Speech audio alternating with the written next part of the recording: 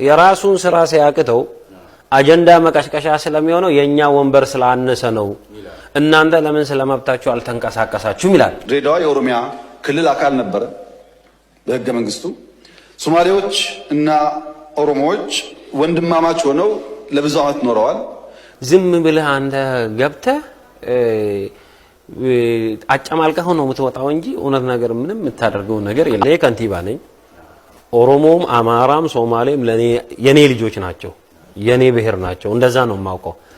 ማንም በጎራ ሰብስበህ የምታወራው ነገር አይገባኝም ነው በቃ እኛ የተስማማ ነው።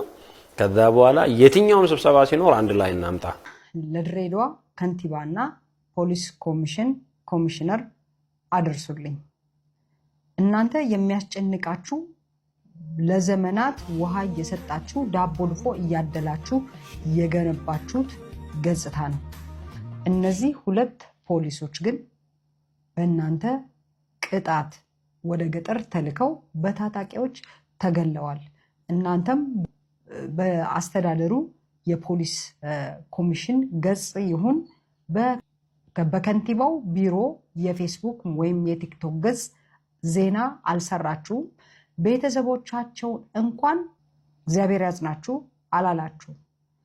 እግዚአብሔር ያጽናችሁ ያሉ የፖሊስ አባላትንም ከፌስቡክ ገጻቸው ላይ እንዲያወርዱ አድርጋችኋል። ሁለት አመራር አባላት ተገለው ምንም እንዳልተፈጠረ እናንተ የዕለት ተዕለት ቅጥፈታችሁን ተያይዛችሁታል። እሁድ ዕለት እችን የድሬዳዋ ፖሊስ ሰይፉ ፋንታውን ሾው ላይ እንድትቀርብ ያደረጋችሁት እናንተ ናችሁ። ምክንያቱም ደግሞ በድሬዳዋ ከተማ ውስጥ በጣም ህዝቡ በድርጊታችሁ እጅግ አዝኗል። ቤተሰቦቻቸው እጅግ አዝነውባቸዋል።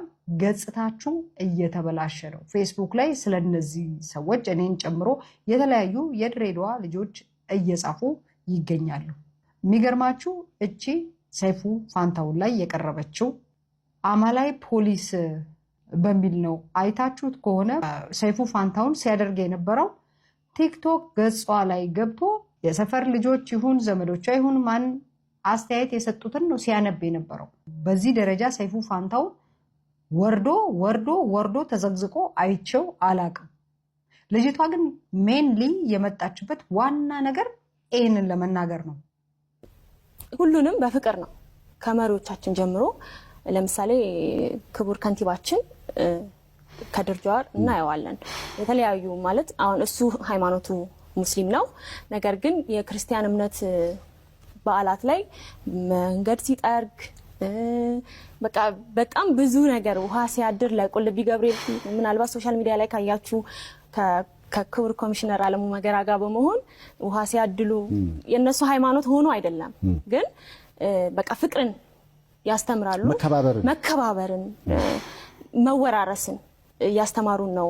እኛም የነሱን እየተከተልን ነው ማለት ማንንም ሰው ይህን ለመናገር ነው የመጣችሁ። አስቡ፣ በድሬዳዋ ህዝብ በጀት ከድሬዳዋ ተነስታ አዲስ አበባ መታ ሲደመር የሰይፉ ፋንታውን እሷን ሾው ላይ ላቀረበበት ክፍያ የሚወጣው ካስተዳደሩ ወይንም ከህዝቡ ካዝና ነው።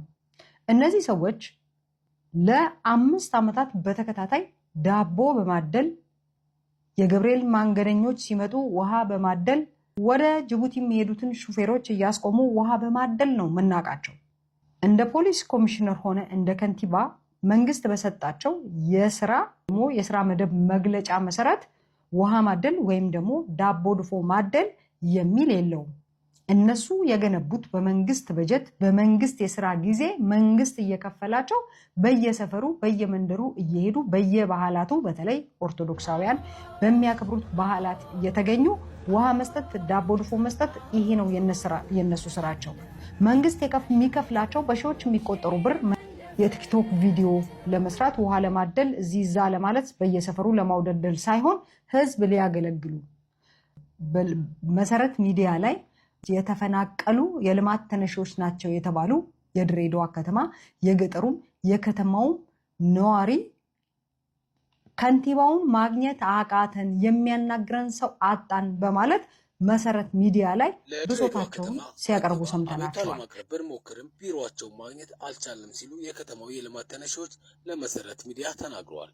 የድሬዳዋ ከተማ አስተዳደር መሬት ልማት ማኔጅመንት ቢሮ የልማት ተነሺ ፋይሎችን በማዘግየቱ እንዳሳሰባቸው የገለጹት ነዋሪዎቹ ከንቲባው እየዞሩ ሰፈር ውስጥ ውሃ ከማደል ውጪ የሰራው ስራ ወይም ደግሞ የሚሰራው ስራ የለውም። እሱ ከመጣ ጊዜ ጀምሮ አንድ በህብረተሰቡ በጋራ የሚጠቀምበት ወይም ደግሞ ለወጣቱ የሚሆን አንድ የስራ ዕድል አልፈጠረም። ጋዜጠኞች በሄዱበት እየተከተሉ ቪዲዮ ነው የሚሰሩት። ምግብ ሲሰጡ ወይ ሲበሉ ውሃ ሲሰጡ ካልሆነ ቢሮ ውስጥ ወይም ደግሞ ህዝብ የሚጠቀምበትን ነገር ከፍተው ሲያስመርቁ አይታችኋቸው አታውቁም። ስራውን ትቶ በየሰፈሩ ውሃ ማደል ነው ወይስ መንግስት የሰጠውን ኃላፊነት ቁጭ ብሎ ቢሮ ውስጥ መወጣት ነው?